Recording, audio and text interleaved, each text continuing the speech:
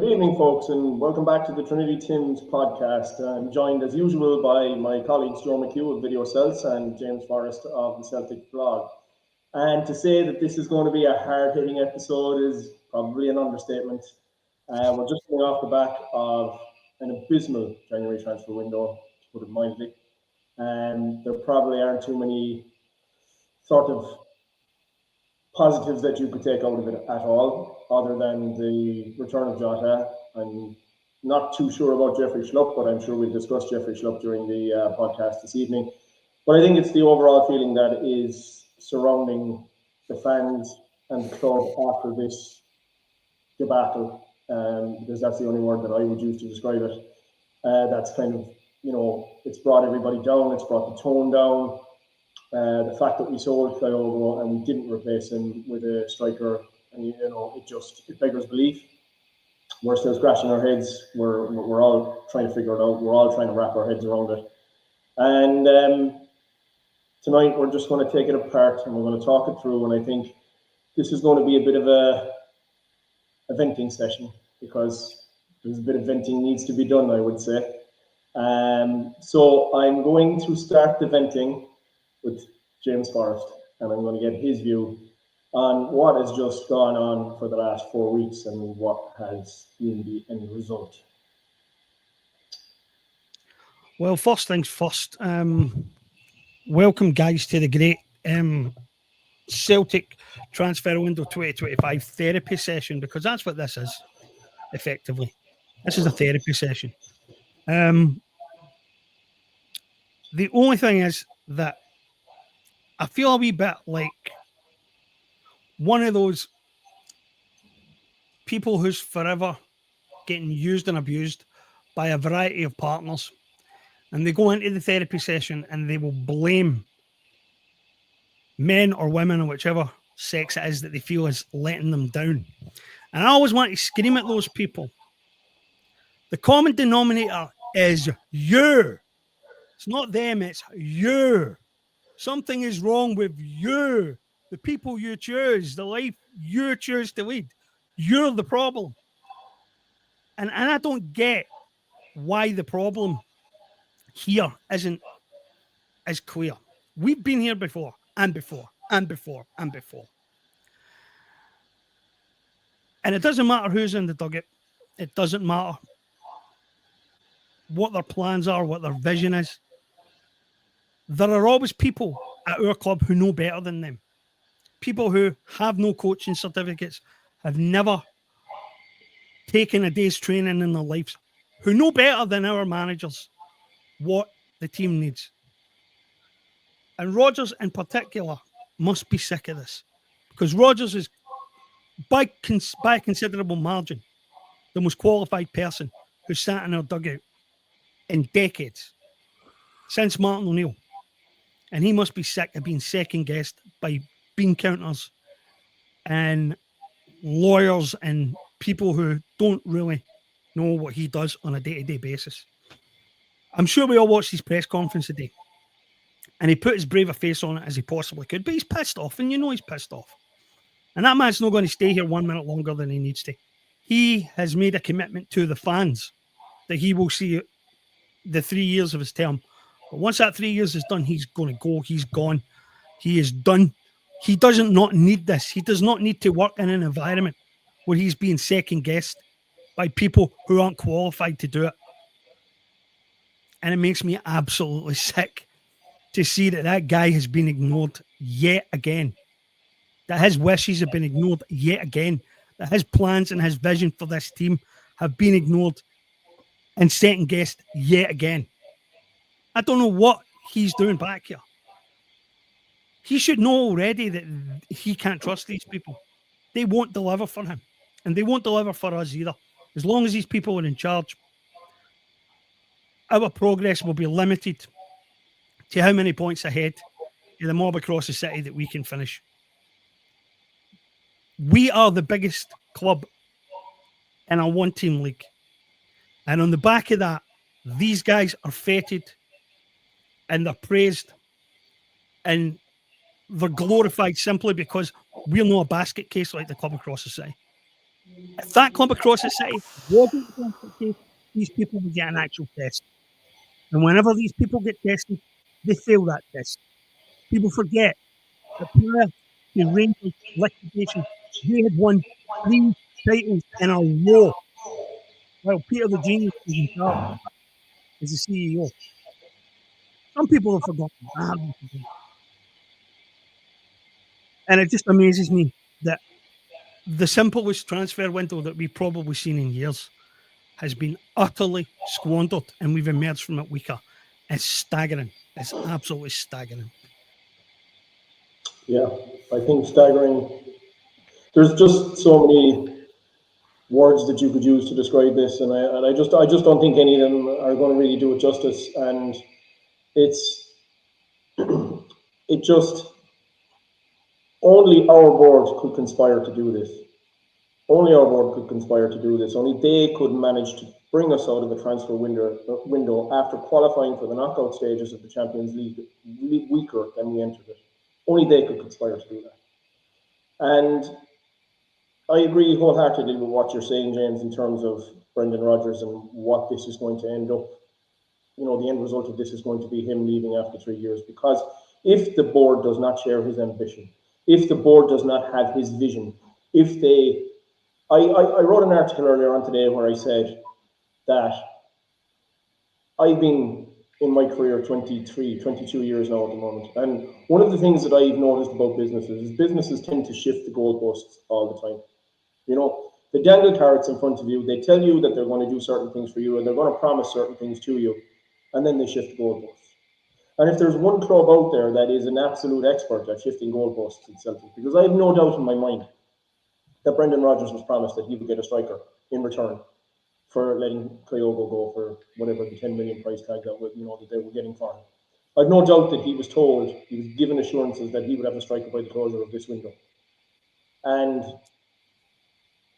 whoever made that promise to him, how's he supposed to trust them? How's he supposed to respect them even going forward? I mean, Joe, what's your view on it? I mean, it's just, again, it's hard to just wrap your head around it, really, isn't it? Not really. It's entirely predictable. You two guys seem a bit more idealistic. I'm more cynical. And on that note, if you're not a happy clapper, please subscribe to the podcast. If your ambitions for Celtic are to be more than 1 point ahead of our city rivals, please subscribe to the podcast, because some of us think that Europe's a big deal and that we should be able to be doing things there.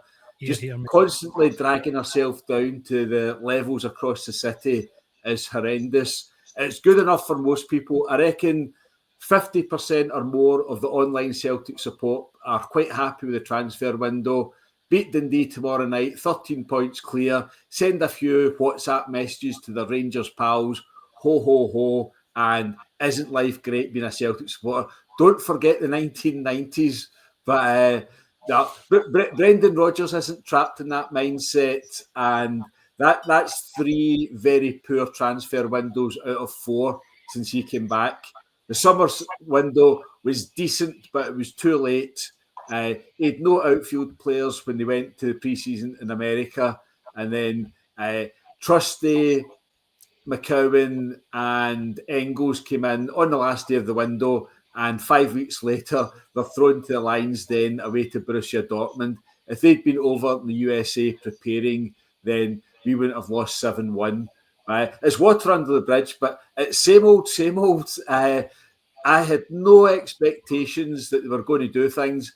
I had no expectations that they were going to advance and develop, but I was fairly surprised that they managed to weaken the team. You can dress it up whatever way you like. Jota back is great. That's us getting towards what we should be, a full complement of 4 good wingers. But Adam Ida is on his own. There's a busy schedule coming up. Dundee, Wraith Rovers, Bayern Munich, Dundee United, and Bayern Munich away in the course for the next fortnight. And try to dress things up that Johnny Kenny is going to play any meaningful part in that. I hope he does, but it's highly unlikely. He get 20 minutes or so away to Ross County, nothing else since. Daniel Cummings played in the Champions League, and I suspect he won't make the Celtic bench anytime soon. So it's been a horrendous window. I think, well, Brendan Rodgers seems to be the optimist. He must be an optimist of coming back to Celtic. But nothing's really changed, and I would suggest that some attitudes have been entrenched. The chairman would rather anyone else was a manager rather than Brendan Rodgers. Brendan Rodgers must be a right pain in the neck for directors. He's quite demanding, but it was very clear today in his media conference. It's a myth that January is a difficult window to sign good players. No myth, it's a lie, Joe. It's a lie. It's a blatant, brazen lie. I'll act as if I'm in Parliament and say I can't accuse anyone of being a liar, but we know exactly what it means. But there was no January premium. It is not difficult to get targets. Rodgers never left them with any excuses, and the only explanation you'll get is complete silence.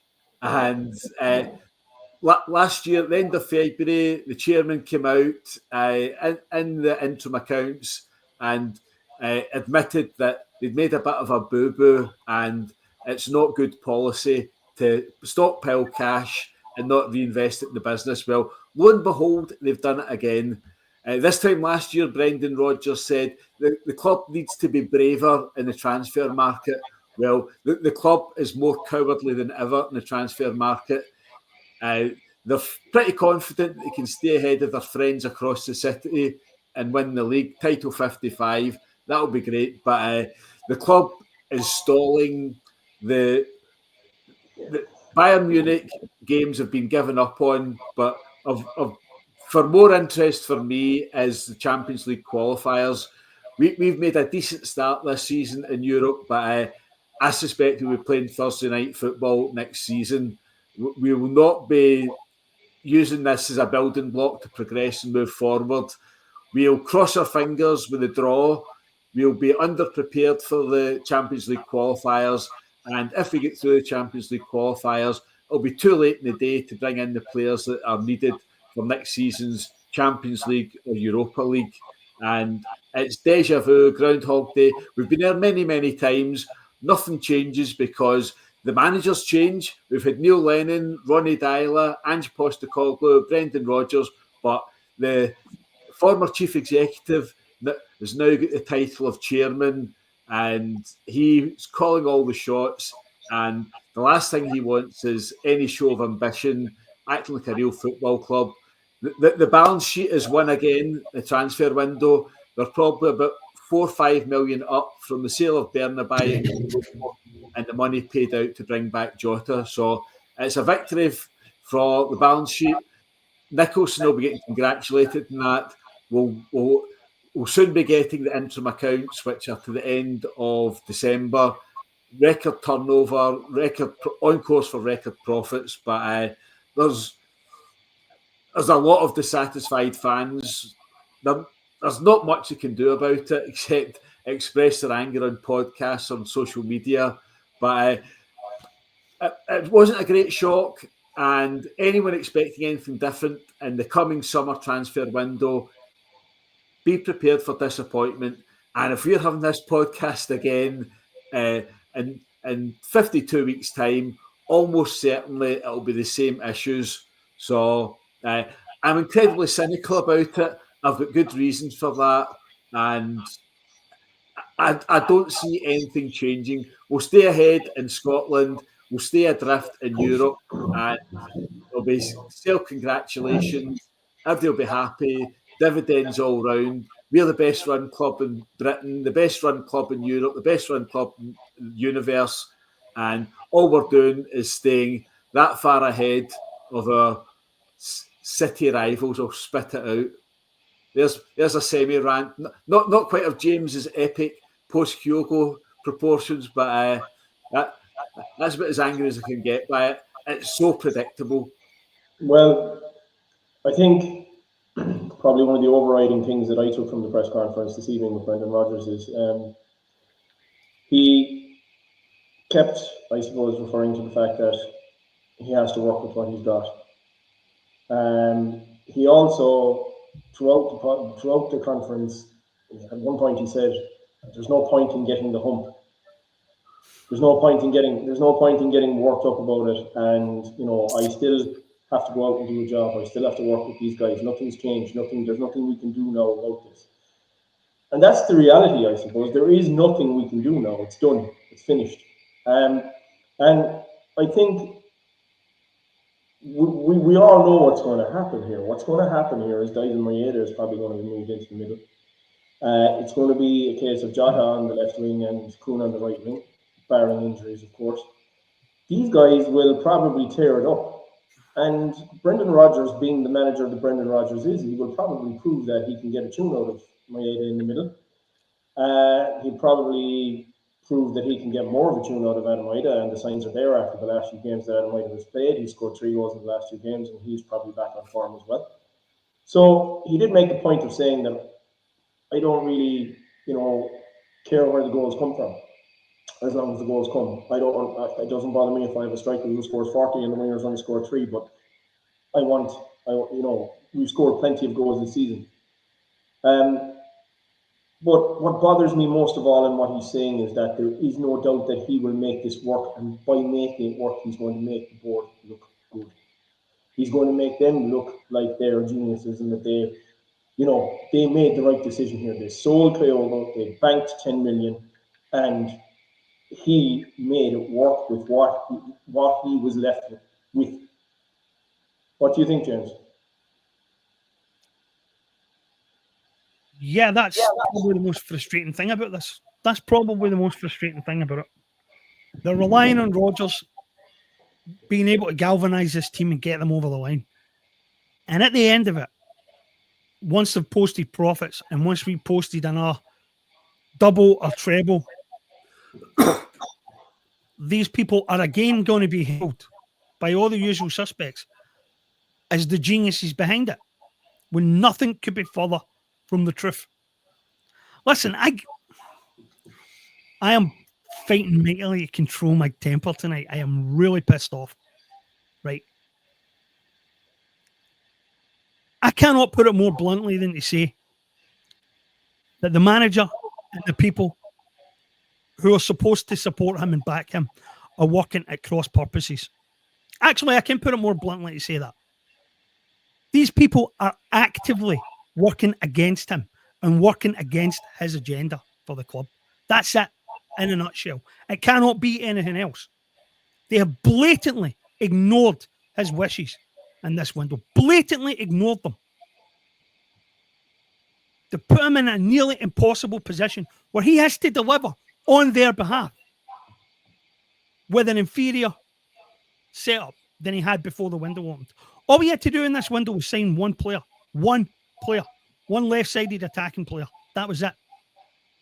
We brought in Jota, but we lost our star striker to do it.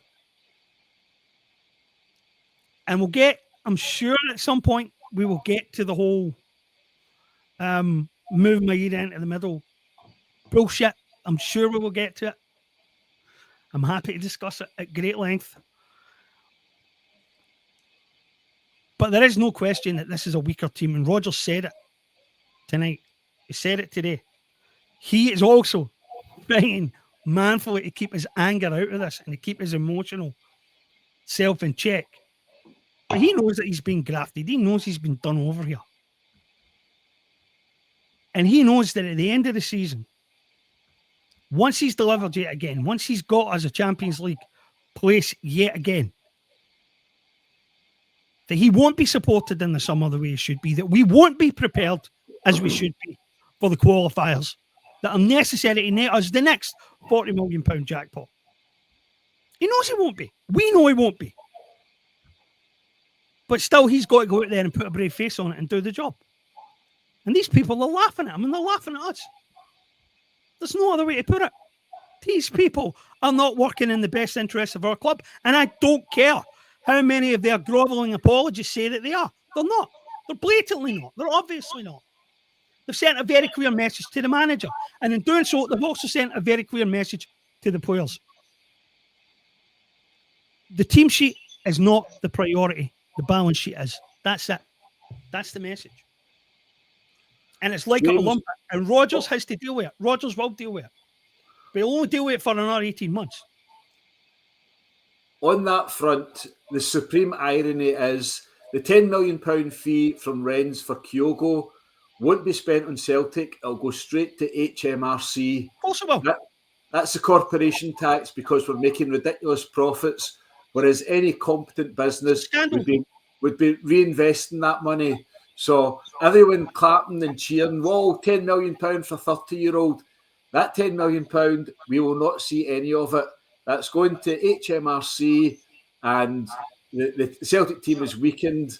And as we found out, when you sell your striker in the middle of a Champions League campaign, other clubs aren't daft. They see you banking that, and there's an extra fee put on it, but still very affordable.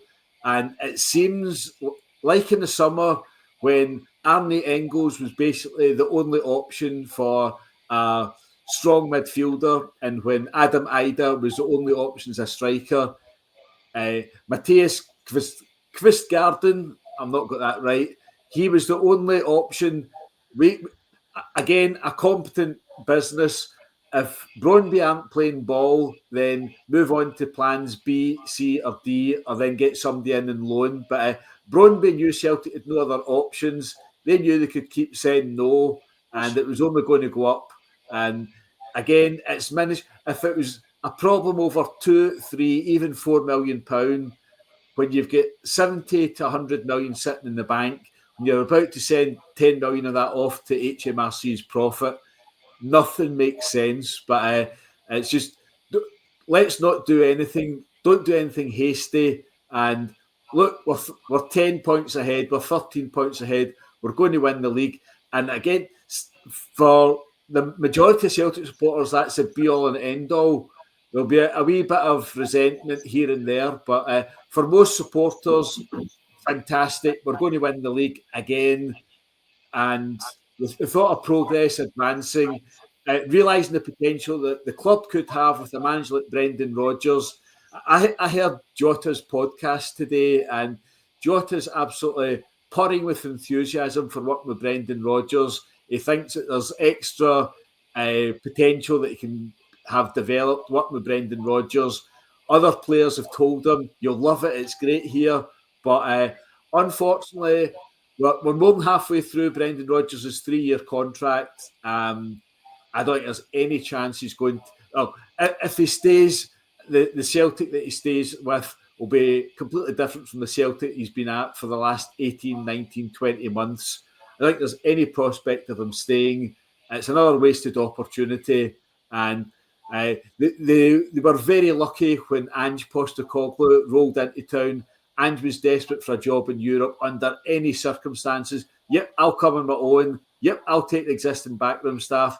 I'll spend whatever budget you give me. You'll be very, very fortunate to find another one like that.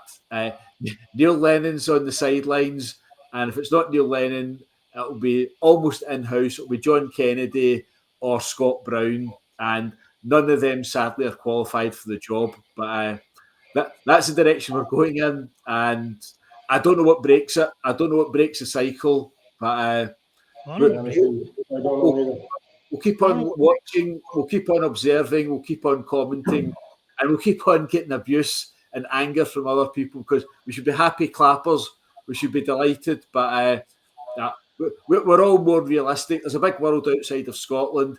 We should be advancing in Europe, and there's no sign of that whatsoever, none at all.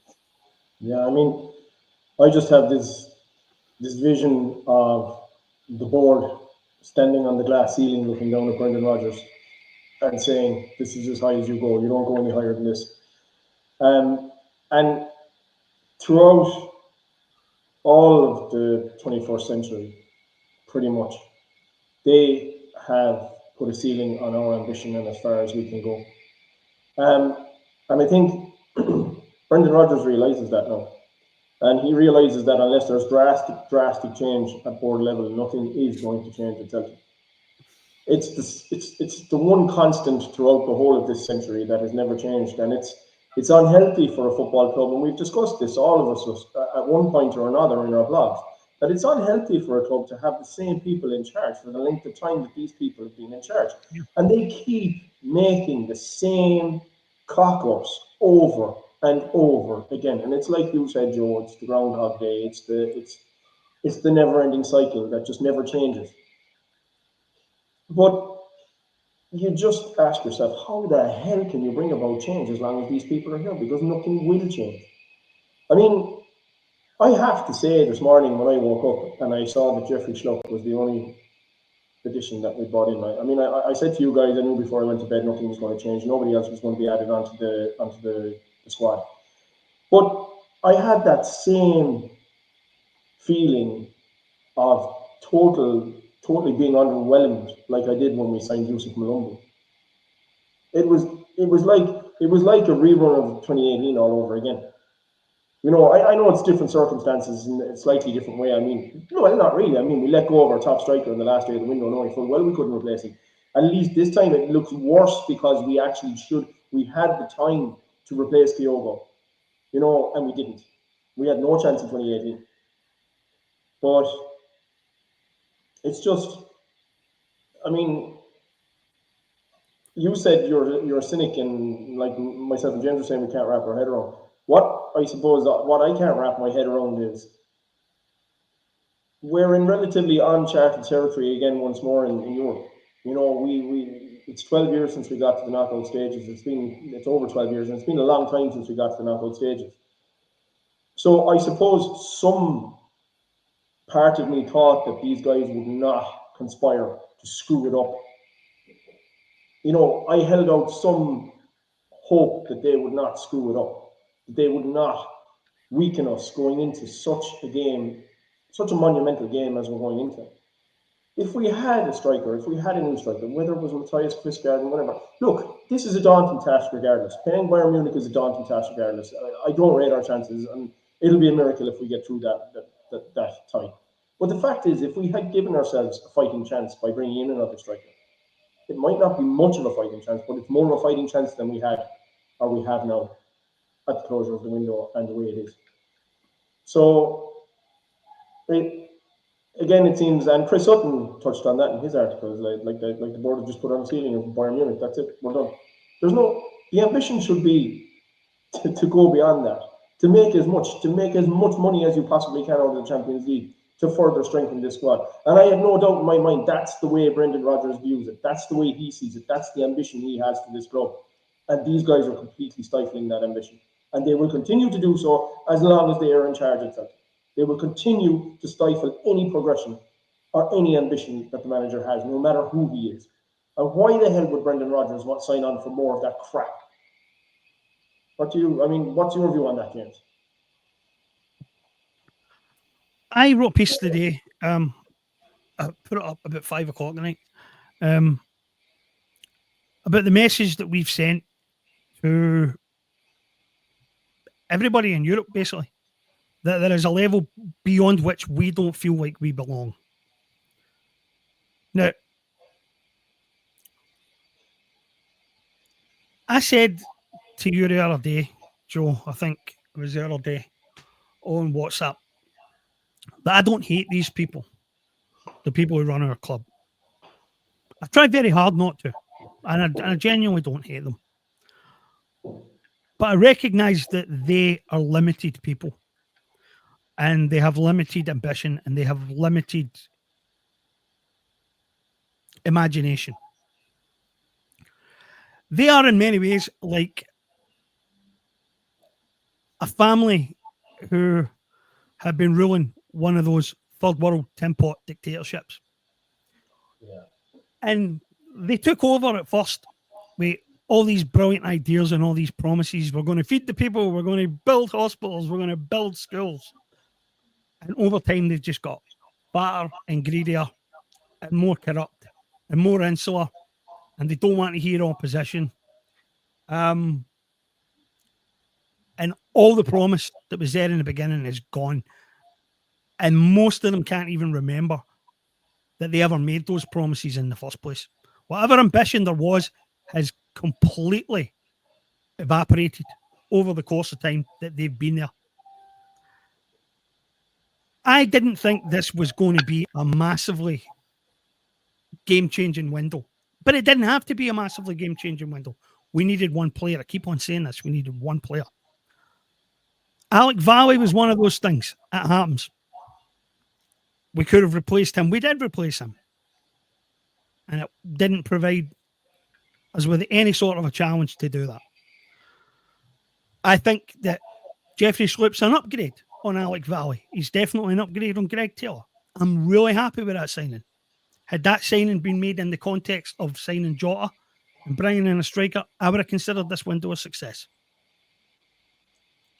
But I never believed from the moment we confirmed that we were selling Kyogo that this window would be a success.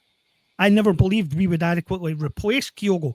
I didn't expect us not to replace him at all. I just didn't think we would do it adequately. But the moment we sold Kyogo, that was when the message was sent to Rodgers and to the players and to the team and to the fans and to Aston Villa and whoever we got next.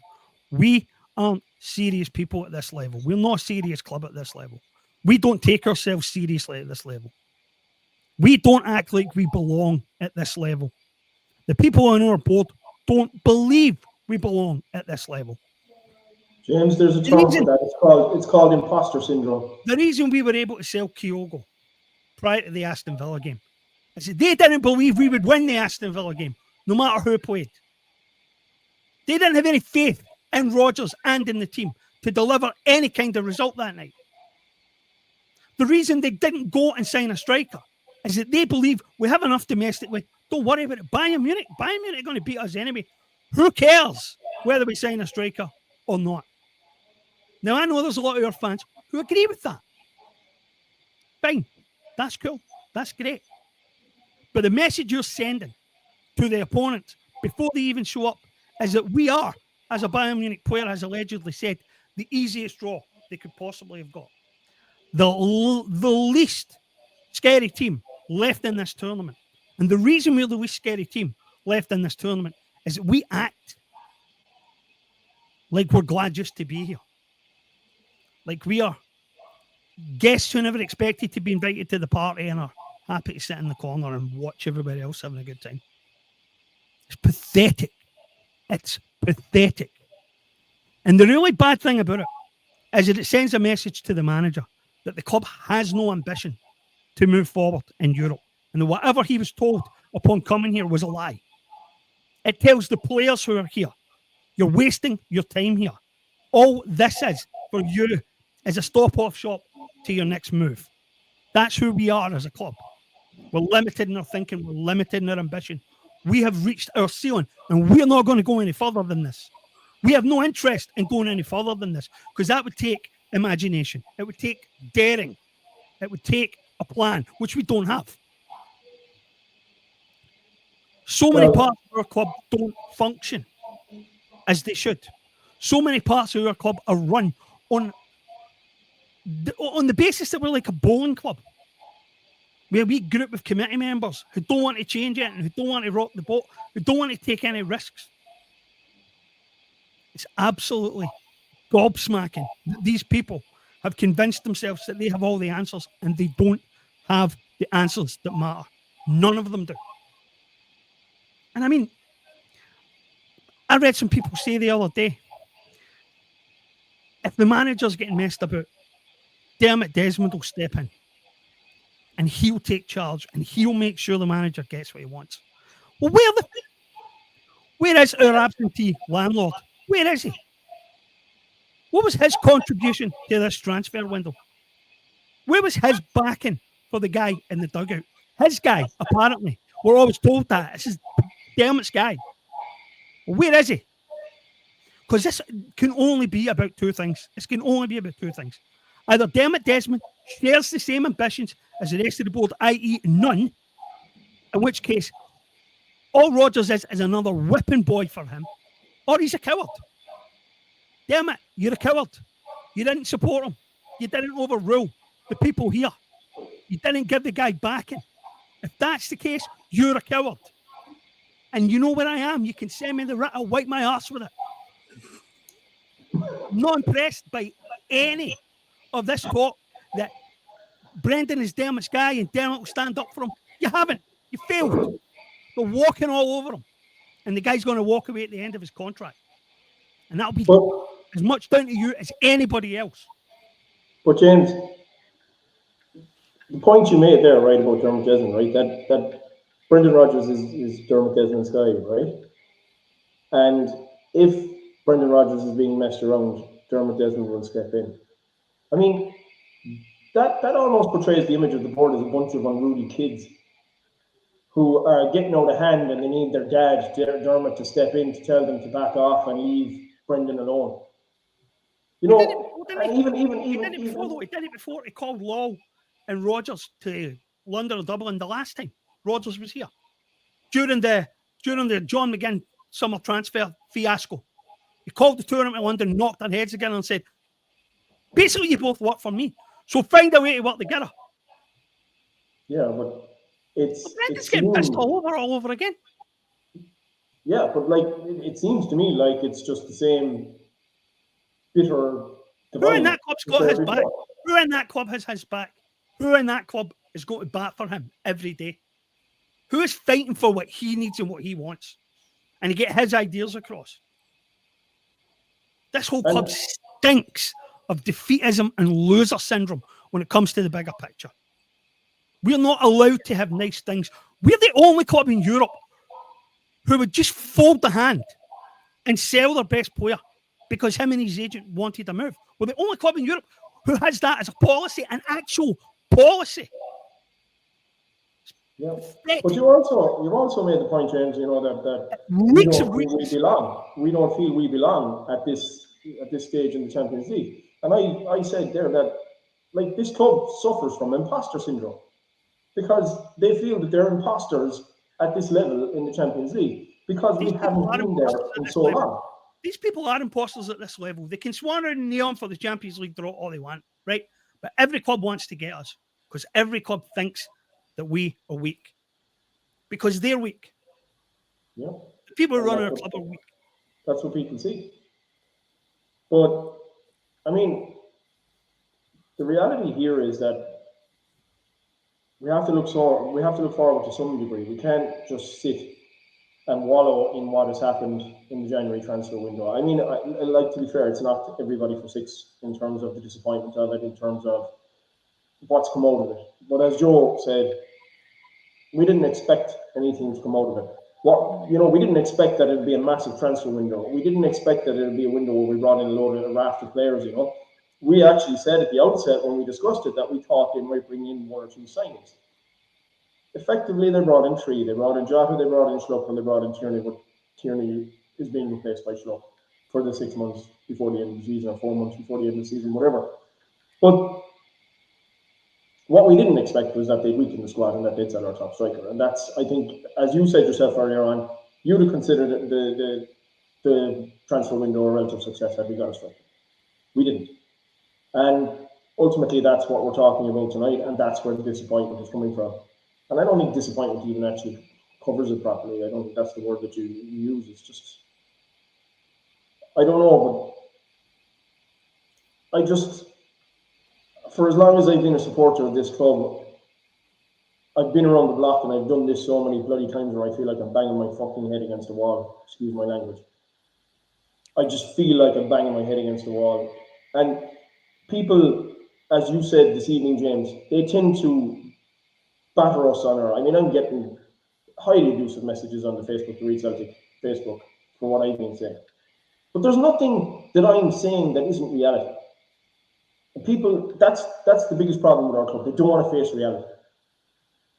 And the reality is we can be a hell of a lot better than we are. That's the reality. And that's what we want. That's what we, the three bloggers who write on me, who writes in Read Celtic, Joe who writes in Video Cells, and you who write in the Celtic blog. We want the best for this club. We're like, I don't want to spend half my time bashing the board. I wish I could spend my time praising the board and saying they're doing a brilliant job. But I can't, because they don't give me reason to. So, what do people expect me to say? That they're brilliant in a one-horse league? you know, they're excellent. I mean, what do you think, Joe? I mean, it's just They're lazy old men. There's nothing, there's no drive, there's no energy, there's no enthusiasm. Nobody on the board has got any real understanding of what football's about. I mean, when you've got an accountant and a sports lawyer, not just a top sports lawyer. I mean, what on earth is a top sports lawyer in Scotland? I mean, what I mean, Michael Nicholson brings nothing to Celtic. Celtic bring him a nice salary, not quite as nice as the salary as his mentor Peter Law used to take. These guys, it's just a case of just keeping things ticking over. Throw the supporters a log every now and then, keep them sweet. It would require some hard work for Celtic to reach their potential, and that's to be as good as Bruges are. Bruges, we drew with Bruges, and they had a bit of an up and down campaign, but they made it through to the last 24. They've got a fairly young team. They regularly sell their best players, and that requires scouting, development, and the missing ingredient of bringing through your own players. I mean, it's pretty sad when Brendan Rodgers is ticking off Daniel Cummings by saying, look at Callum McGregor. Callum McGregor made his debut in 2014. There's been an awful lot of young players come through at Celtic and disappeared at Celtic since Callum McGregor came through. That's one source of players that is just completely dried up. They don't come through. But getting decent scouting, decent development, and bringing in players. I mean, look in the last week, we've been linked with a £12 million striker in Denmark and a £6-7 million winger from Denmark. We really should be able to produce some of our own players now and then that can fill those gaps instead of constantly having to be scouting. So there's very little right at Celtic. They know the buttons to press. They can be fairly guaranteed. They're 50,000 season ticket sales. For 10 years of New Balance, and then they finally twigged. Celtic supporters were absolutely desperate for Adidas. Get a deal with Adidas, and the money will pour in hand over fist. You can bring out St. Patrick's Day strips that will never see the light of day, and folk will be falling over themselves to be the first in the street, the first in the supporters bus that are wearing it. So they do all the easy things, but anything that involves a bit of graft. I don't know what our doctor, our head of operations, Paul Tisdale's doing. I suspect that he was able to identify players, recommend players, and Michael Nicholson was unable to complete the negotiations and bring them to Celtic. And that's because Michael Nicholson is not a decision maker. When he's in negotiations, he's on the phone, he's referring back to the boss. What do you think of this? Just hold fire, wait for now. I'll see if I can find something a bit better. So it's laziness, complacency, and 9 times out of 10, that's quite appropriate. 9 times out of 10 we'll finish in top of the league in Scotland, but there could be that 10th season every now and then. And this season has been the aberration in Europe. We've done quite well in Europe. We made the most of an advantageous draw. We did very well. If we had been horrendous, then Young Boys and Slovan Bratislava would have picked up some points. But we beat those teams, and a few outstanding results. Beating Leipzig at home, getting a draw at home to Bruges, a decent result. Getting a draw away to Atalanta was a fantastic result. But I don't think anyone can be confident those results are going to be built on next season, and it's because of laziness. They won't put in the graft. They won't do the hard work. The attitude to the Bayern Munich game is horrendous. It's a friendly, it's a fundraiser. Let's go along, cha-cha-cha. Oh, Celtic's back in the big stage. Bayern Munich are loving it. They'll come over. I mean, we should be fielding our very best team against Bayern Munich, which would have included Kyogo. We should have had one other player joining. If Maeda wasn't suspended, and we'd an hour of Maeda, followed up a half an hour of Jota, and Kyogo through the middle. Kyogo gets replaced by Adam Ida. then we could give Bayern Munich a decent game at home. We did the last time. It was one each for about 5-10 minutes. Then we lost 2-1, but we played really well. James Forrest had a great game. McGregor scored in the Champions League. It was uplifting, that match, but I don't think there's many folk going with any expectations or hope or whatever to the game next week, and that's because the clubs gave up on it and they're happy to be here. They'll exit it, and then who knows what happens next with Celtic in the Champions League. But as I say, I don't know how we break the cycle. I don't know if Brendan Rodgers is meant to go tonto at the end of the season and make demands. He's not going to rock the boat in mid-season, but there's that. If any of the happy clappers, if any of the cheerleaders can put something in the comments where we're missing out, Celtic are going the right direction, they're making progress in certain areas, please inform us, let us know what we're missing, and we'll take it on board. But there's nothing positive there, and it'll be same old, unless Rodgers goes absolutely nuts in the summer. It'll be the same situation next season again.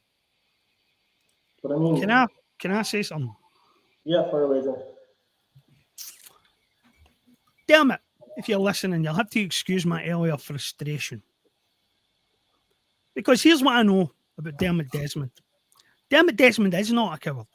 Dermot Desmond is the only person on our board, the only person connected with the upper echelon of our club who actually built a business, who actually is, in effect, a self-made guy. And I wrote about this earlier on today. This is part of the problem.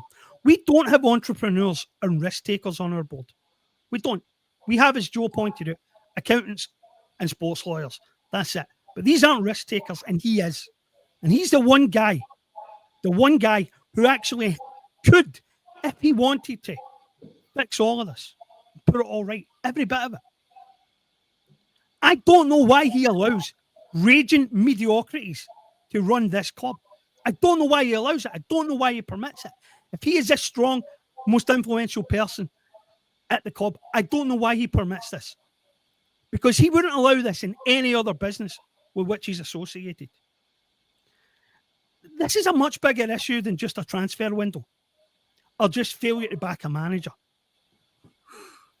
I don't believe that there is another Dermot Desmond business where he would have allowed them to hire the former CEO's son to a major, hugely important and consequential position without an open process, without the requisite experience. I don't know why he permitted that. I don't know why he permits the entire academy structure to fail year on year, as Joe says, not to produce a single first-team regular since 2012. It's a scandal. It's a scandal. And not only is it a scandal in terms of what it means for the first team, it's a scandal for what it means in terms of the balance sheet, because that's a lot of money we spend on the academy, a lot of money. And almost all of it is wasted if it doesn't produce a single football player. And you look at the academy structure and who runs the academy structure, and it's packed to the gills with raging mediocrities, friends of people at the club, ex-players at the club. Nobody articulating a proper vision. Nobody putting a European-style structure in place. Because these people are all feather-bedded in there. And they even promoted Darren O'Day the other day. Last season, they promoted Darren O'Day. So let me tell you a story. I said I was going to talk about Daniel Cummings on this podcast. So I'll give you an example of what is permitted at this club that shouldn't be. I'm familiar with the Daniel Cummings story because I wrote a story about Daniel after he scored his first couple of youth league goals. And I got contacted by a member of Daniel's family, and it turns out that they're actually part of our family on my mum's side, the extended family. And when Matty Rose passed away at Christmas we were at the funeral and the wake, and a bunch of these people were there, and I got chatting to them, and they've been filling me in on what's been going on with Daniel. The other day, I got contacted by them, and they were telling me that Daniel has finally been offered a deal by the club, but O'Day wouldn't let him see the offer. Right? So the family thought that there was some reason why he wasn't being presented with the offer. And his auntie said to me, I think they're embarrassed. Right? So I asked, like, tell me more, because this sounds ridiculous. She said that Cummings was approached by O'Day and McManus in November to start doing some prep work for pre-season next year. And it was at that point that Cummings told them, I don't have a contract beyond this year. And they didn't know that. They didn't know that. They didn't know that their star striker was out of contract at the end of this season. And his auntie and his mother were flabbergasted at that. And their attitude was, if these people can't even read a spreadsheet, what business do they have thinking they can coach our kids? They're hopeless. They don't have a clue. These people don't have a clue. I've heard so many stories about our academy system failing its kids and failing the players we're trying to bring through. Even if Daniel had signed a 3-year, 4-year deal with our club, and he hasn't, he signed for West Ham. He signed a pre-contract agreement with West Ham. Even if he'd signed a 3 or 4-year deal with us, his only two options are to go back and play in the Lowland League or go out on loan somewhere that they pick. And I don't think that he trusts anybody under the first team management structure. And he is not the only one. Vata's people didn't trust him. Daniel Kelly's people didn't trust him. The problems are much bigger than one transfer window. There is dysfunction at every level of this club. And the only guy who can change it is the guy in Ireland. And I don't know why he tolerates it. Well, it's a strange one in that regard when you consider what you said there earlier on, James, that he has managed and built up so many businesses. And I would imagine all of the people that are running those businesses for him went through strict vetting processes, went through serious interview processes, and so on and so forth. Yet he has a major football club which has no vetting process whatsoever for its recruits at every level. And it baffles me to think, and just what you said there about the whole youth system and how that works and how unprofessional it actually is. And I made a point earlier on today where I said, most businesses have KPIs, key performance indicators. The business I work in has KPIs. Everything is structured around KPIs. I would imagine most of the businesses that Dermot Desmond has have KPIs. And all of his guys who are running those businesses are held to those KPIs. We never, ever see evidence of KPIs at Celtic Football Club. And it's simply because it's a given. Every season, it's expected that we are competing for all 3 trophies. That's now a given. So therefore, that can't even be considered. It's just a given KPI. It can't even be considered a KPI anymore. And outside of that, what is there? There's progress in Europe. That might be a KPI. But I don't think that Brendan Rodgers is handed a set of KPIs every season and told, this is what you have to do. You have to win the league, you have to win the League Cup, you have to win the Scottish Cup, you have to get to the knockout stages of Europe. I don't think there's any set parameters, which therefore feeds into the fact that there is no strategy at the club. The strategy for Glasgow Celtic at this moment in time is to exist in stasis. Just flatlining. Same level, not up, not down, not up, not down.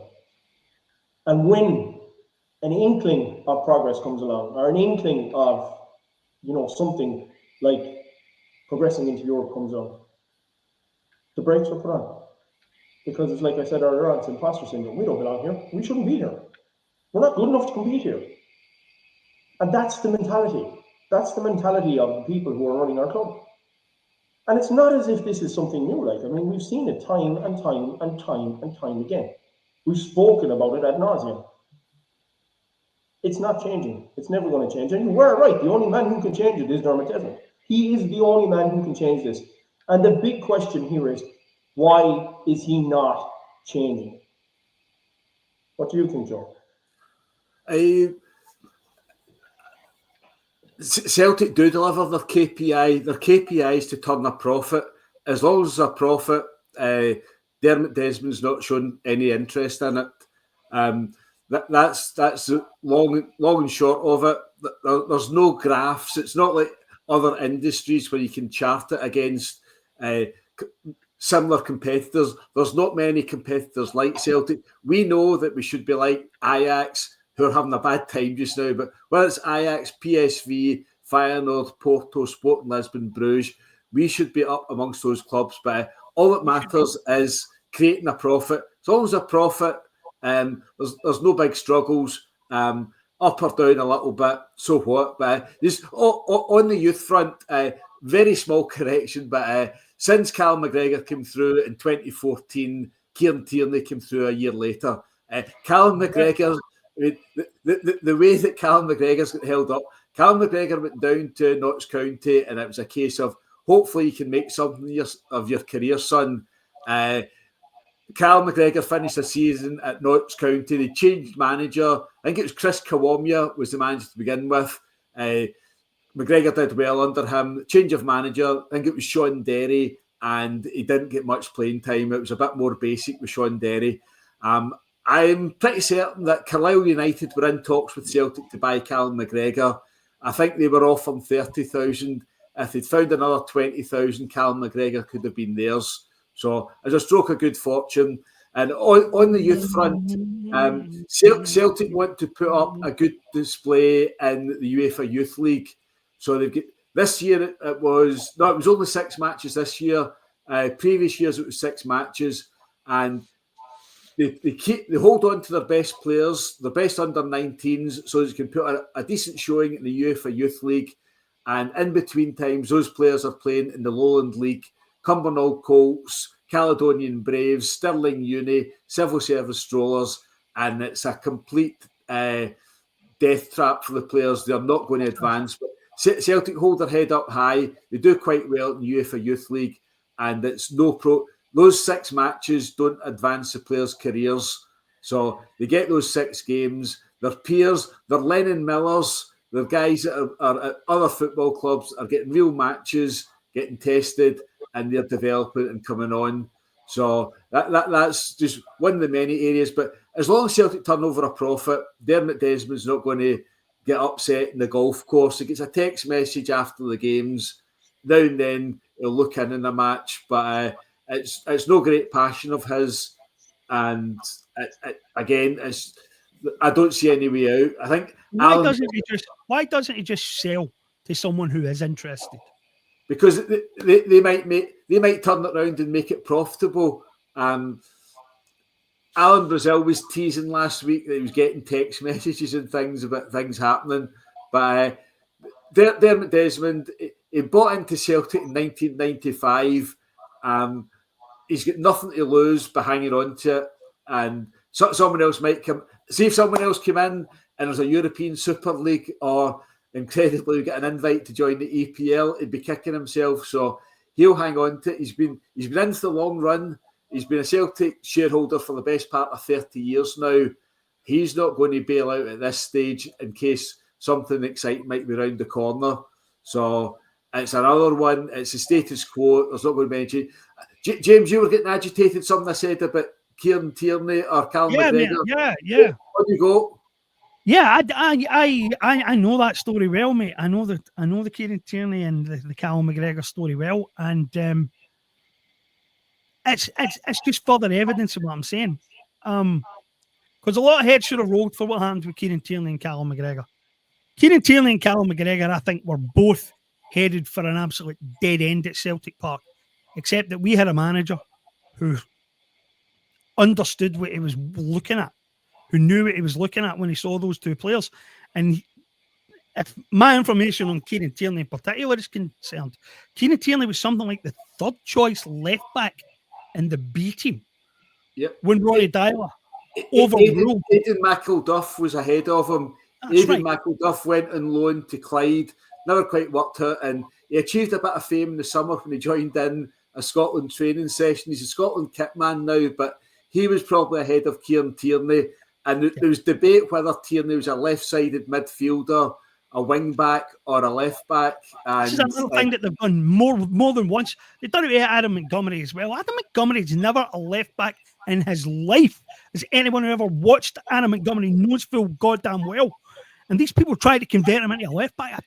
It blows my mind. But Tierney was on the way out. Tierney was going nowhere at Celtic until Ronnie Dyler spotted Tierney's potential and couldn't understand why nobody else at the club had spotted it. And Callum McGregor was headed down the same road until Ronnie looked at him and said, well, it's not letting this guy go. This guy's a class act. He's staying. And Ronnie was the guy who started turning McGregor into the player he is right now, the defensive midfielder. Other than Ronnie Dyler, we wouldn't have seen either of those two. We'd never have heard of either of those two. And heads should have rolled all over the club over that fiasco.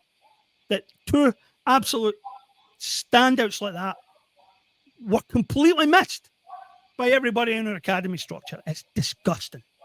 It's absolutely disgusting. It makes me wonder how many other top talents have missed over the years. Yep. How many other top talents have let walk out the door. But that's guys. This is the fundamental problem itself. There is zero accountability.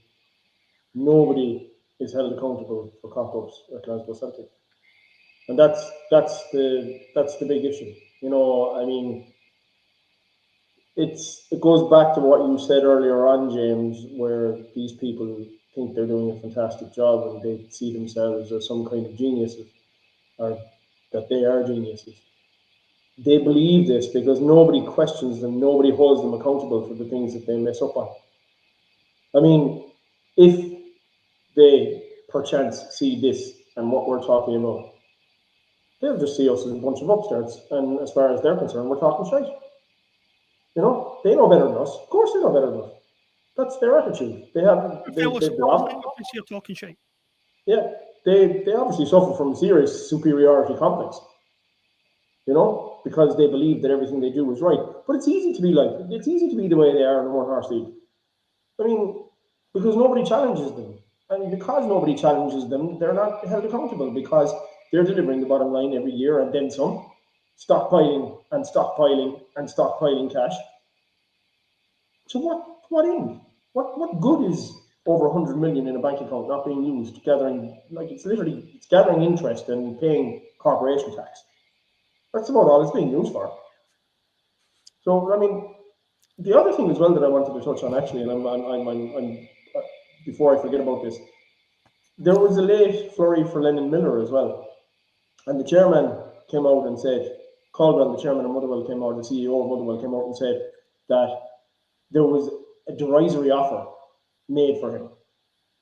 Now, who made that derisory offer? I can pretty much guarantee it was our club, and they probably offered about 2 million, maybe 1.5 million in relation to the asking price of 4 that Motherwell were looking for. And there was some sort of a, flurry of interest yesterday that it might be happening, but it didn't happen. It didn't happen because he was low, because Motherwell were lowballed and they were. Can I ask you guys a question that might clear up the Lennon Miller thing? Do any of you guys know how long he has left in his contract? He's got May 2026. So this summer he's into the final year of his contract. My guys were right about that. They actually said that to me today. Somebody actually said that to me today when I was trying to puzzle out the Lennon Miller thing. And they said, well, he's got 18 months left in his contract. Who does that remind you of? It's a John McGinn style situation. Celtic thinking they can play hardball with a team because the guy's nearly ended his deal. But all that's going to do, of course, is it's going to open the door for somebody else to come in and get him instead, and we're going to miss it. This has got John McGinn written all over it. We think that we can bully Motherwell because the guy will have a year to go at the end of the season. We think we can bully them, make a derisory offer and say, we'll just come and take him on a free transfer this time next year. No, we fucking won't. No, we won't. There's no way he's still at Motherwell this time next year. No way. With John McGinn, we had a Celtic season ticket holder, the son of a former chairman, and the Hibs manager at the time was Neil Lennon, who some might say is quite Celtic friendly. I suspect there's not quite the same bonds at Motherwell. No, there are not. If a derisory offer's been put in, I think they'll be doubling their efforts to make sure that he goes anywhere but Celtic this summer. Yeah, that's a fact. Well, we can make sure of that by not committing properly. And this is what really drives me crazy, and this is what Rodgers was alluding to at the end of the Aston Villa game. This stuff about it's very hard to do business in January and players only available in January, that's a bunch of BS, as we all know. Because at least 2 alleged striker targets that we had on our list would have been available had we been willing to pay the going rate for them. Now, what's the going rate? Well, the going rate, I would say, and again, Joe, I'm not going to try and pronounce this guy's name any more than you are. Kvistgarden? Is that it? Have I got it right? I don't know. Do it. But when we were first linked with him, what is it, 18 months ago, 2 years ago now? The price was £4 million, and that was too high for us. So rather than pay it at the time, which would have got us a player who, by all accounts, is very decent, we waited, and then it was £6 million. Then it was £8 million. And then we sold Kyogo, of course, and we wondered why it jumped another £2 million.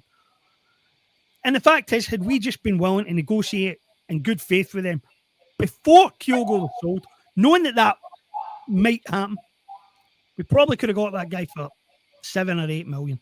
And it's a lot of money. It's a lot of money. It doesn't seem like a lot of money right now. In light of the fact that we're going through the rest of the season, we only had him either. The other guy, Relic, is it? Was available for 8 had we been willing to pay it. And again, that's probably a markup from what we would have gotten for before we sold our star striker and advertised to all of Europe that we were desperate to sign someone. But we just wouldn't quite get there when it came to the money. And Rodgers is right about that. There's no excuse for that. These players were available. We just didn't want to pay what their teams said they were worth. That's it. And that's the bottom line. And that's why we failed. We didn't fail because of the unavailability of players. We failed because of 2 things. Unavailability of ambition by your board, and they just didn't want to spend that much. Simple as that. Yeah, well, we don't want to spend it, but we're happy to let it build and build and build and build. So it's no good to anybody, because anytime we need to buy a player, that we badly need, we won't pay the money because we're being, they're playing hardball with us, so we're not going to pay the money. So it's catch-22. We let the money build all the time, but we're not going to spend it either. So who does that benefit? It doesn't benefit anyone. So, and it's like, just to go back to both of what you guys were talking about earlier on, with Daniel Cummings. How come West Ham see something in this kid? How come West Ham are willing to fork out 600 grand for Daniel Cummings? Because obviously West Ham think Daniel Cummings is worth that. Why does our squad, or why does our club not think that Daniel Cummings is worth holding on to, or was, past tense now because he signed a pre-contract, was worth holding on to? As I say, Daniel Cummings has chosen not to sign a contract offer that he's had for Celtic. Celtic have finally got around to making Daniel Cummings a contract offer when he was well and truly sick of the place, when he was well and truly sick of how he was being treated. We finally got around to it, run about the time that West Ham started talking to him, run about the time that he had another offer and a better offer. And it's not even so much that it's a better offer, I don't think. I don't even think it's so much that it's a better offer. I just think that he, like a lot of other young players, sees Celtic as a dead end. Because Rodgers is right in a sense. If these guys are willing to be patient. But what does that mean? That means spending another 2 years under the tutelage of Darren O'Day and Stephen McManus. Don't think I would be up for that either. If I could go and work at a world-class academy and learn under top-class coaches, I don't think I'd be hanging around either. Another aspect in this is the greedy boys syndrome. It's absolute nonsense. These guys whether it's Vata, Kelly, Cummings, or whoever. Well, some of them, let's be honest though, some of them went for money. Some of these guys do go for money. Right, Some of I these don't guys believe that. no prospect of getting first team football anytime soon. But all of these guys know that anywhere else, they will develop into better players. Yep. And at the age of 16, these guys could have went elsewhere. Cummings signed a professional contract at Celtic. So did Vata. So did Kelly. I suspect these guys, their families spent hours and hours driving them about to training sessions, to matches, etc., etc. They wanted to make it at Celtic. They signed pro at Celtic. And when they found out what's inside at Celtic, they says, this ain't doing me any favours. My next stop's the Lowland League. So I'll go to Watford, I'll go to Leeds, I'll go to West Ham. And if I don't make it there, the drop down will be a bit more gradual. I might be playing League One in England. I might be playing League Two. Might even be playing non-league. But it's better than playing for BSC, for Stirling Uni. And a guy I know, Lewis Bell, was the captain of the Celtic team that won the Glasgow Cup 4-0 at Ibrox in April 2016. Stephen Welsh, Jack Aitchison, Mikey Johnson, a few guys like that. Ewan Henderson were teammates. Just now, Lewis Bell's playing for Gretna, and you're better off taking your chances. Go down to England, get into their systems, and if it doesn't, Daniel Cummins will not be expecting to make it at West Ham, but if he has to fall down, there's a few more steps in the ladder to fall down. And if you can make it at a championship club, as Liam Morrison's doing at QPR, that's a fantastic achievement. If it's further down, if it's League One or League Two, that's still a better level than the guys he's leaving behind at Celtic. Because if you look at any Celtic team sheet from a couple of years ago in the Lowland League, you'll be hard-pressed to find any of those guys still playing professional. But we're hitting the 70-minute mark, Eric. Maybe time to round up our anger and leave things till next week. I'm inclined to agree with you. David's got a point. What I will say to that is that I have written some very harsh things about some of the young players that have left our club. Rocco got a hard time from me. Daniel Kelly definitely got a hard time. And there is a part of me that wants to give Daniel Cummings a hard time, especially after his social media post after coming on against Villa and then talking about how this will be the first of many. And to be blunt, I don't think he had any intention of staying at Celtic beyond this season. So first of many turned out not to be. I don't think he did himself any favours with that. Very, very silly thing to have done. But I have a certain amount of sympathy with the view that if Daniel Cummings signs a 3 or 4 year deal at Celtic, stays for the duration of it, he's 22 by the time that contract ends. You can't ask that guy to play in the Lowland League until he's 22. You can't ask him to play in the Lowland League for another year or another 2 years, because any possibility of developing as a footballer is gone by then. And at the end of it, what? You've got a guy who will never be good enough to make the Celtic first team squad, and so he's hung around for nothing. And 2 years of his career are gone. 2 of the most important developmental years are gone. And you never get them back. And he's a lesser footballer at the end of it with lesser options. And so maybe I was too hard on Vata and maybe I was too hard on Kelly, because they faced a very similar choice from where I'm sitting. They could have went back, could have signed their deals and hung around, played Lowland League football for the next 2 years, and at the end of it, whatever they could have been no longer is, and their careers are wasted. So I don't know. I just know that we're not doing things. I just know that one transfer window is not the only problem here. There are serious problems. There are serious problems at every level of our club, and that our success domestically has covered a multitude of sins for a long, long time. Long time. The unprofessionalism of some of the people who work at Celtic, the low level of ambition, the low level of imagination is holding us back in more ways than just this.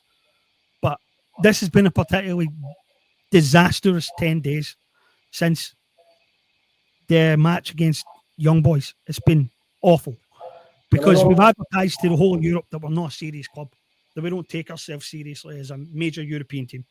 Yeah, and I don't think any of us expected it to go as far south as it has gone in the last 10 days. I mean, we were all on a high after young boys, and we were all delighted that we made it to the knockout phase in the Champions League. But it's just a turnaround from that night. It's just a turn. I mean, I'm sitting here tonight and I'm going to the game tomorrow, and I don't have any enthusiasm to go and watch my team tomorrow at all. Not one bit. I will go and I will sit in the stand and I'll watch it, but I don't feel any enthusiasm towards it, and I don't know when that will return. Yeah. But that's what pisses me off the most, because I know I'm not the only person who feels like this right now. I know a lot of our fans feel like this right now, and that's what they've taken away from us. They've taken that away from us, because 2 weeks ago we were coming out the young boys game thinking our club's headed for a new place, or our club's headed for a whole different place now. Yeah. Within 24 hours, we'd sold our star striker. 2 weeks on, we failed to replace him, and we don't show any signs that the ambition that we all thought was being shown that night actually exists. It was a complete false dawn, and it's absolutely gutting to know that. Absolutely gutting. Yeah. In summation, James, as you said, this was a therapy session. I think a few of us have vented, the group of us have vented collectively on how we feel about this whole thing. The reality is we could sit here and go on for another hour, another 2 hours, and it's not going to change anything. We didn't even get into discussing the Daisen Maeda play him inside because the manager's happy with that lie, which is a lie, and I'm happy to call it that. Yeah. But I think we have gone way over time, and it's been a tough one. And thank you guys for your contribution tonight, because it's an important contribution tonight, because we need honesty and we need clarity from people who actually are looking at this from a realistic point of view and not through green tinted glasses, which we all want to do, but unfortunately after a debacle like we've seen over the last 10 days, we can't do. And thanks to our listeners for tuning in. As always, guys, if you like what we're talking about, like, subscribe, and share. We want to keep growing the podcast. We want to keep you guys entertained. And obviously, you'll see plenty on our blogs over the coming days. And look, maybe we'll get our enthusiasm back within it. You never know. Brendan Rodgers might perform a miracle at home against Bayern Munich, and we might all be on an ultimate high after that. But sure, look, that's the sort of, I suppose, thing that we need to look at. We need to try and be positive. We have to try and find positivity somewhere. But anyway, look, we'll call it for tonight, guys, and thanks a million for the contribution. It's been a good one. I can't really say it's been a good one, but it's been good. In terms of the filtering we've done. So look, we'll see you next week, and I'm sure we'll have plenty more to talk about in the next session. So talk then. Take it easy.